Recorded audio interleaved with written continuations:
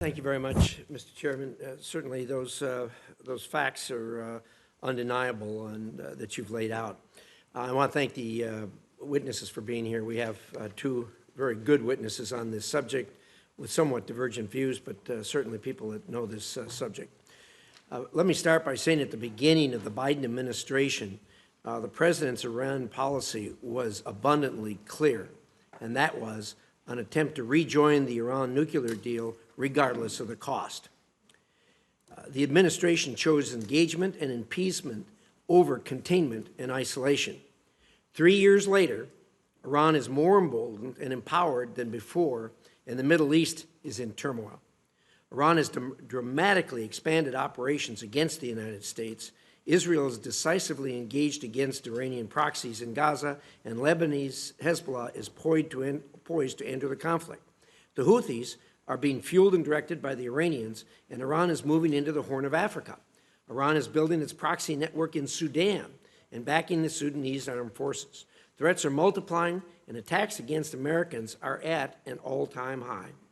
While nuclear negotiations have collapsed, the administration has failed to enforce sanctions, unfrozen Iranian assets in exchange for Americans, allowed Iranian drones and ballistic missiles to fuel Russia's aggression in Ukraine, and stood by while Iran uses its oil and its oil reserves to fund its lifestyle.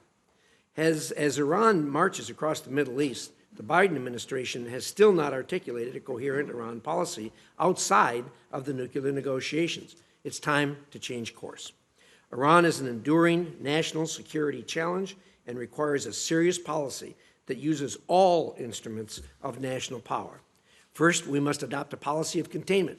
Iran does not think like the West, and it cannot be talked or charmed into a change of conduct.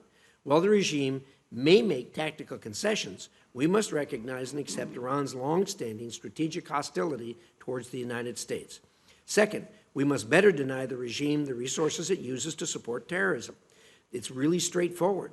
We must enforce existing Iran sanctions to include stopping Chinese purchase of Iranian oil, and we must permanently freeze Iranian assets around the world. Iran has earned a shocking $80 billion in oil revenues since 2021. Its once meager exports at the end of the last administration are now over 2 million barrels a day. Let me say that again, 2 million barrels a day in the face of our sanctions. Not only does this supercharge Iran's support for terrorists, but the lack of sanctions enforcement provides Iran with greater resources to support Russia's invasion of Ukraine, and China with greater access to oil to pursue its dominance in the Pacific. Third, we must restore deterrence. There have been, as the chairman noted, at least 170 attacks on U.S. forces in Iraq, Syria, and Jordan since October 7th. It's clear the Iranian regime doubts Biden's will to impose serious cost. It's time to do things differently. We must dial up deterrence and force the regime to take notice.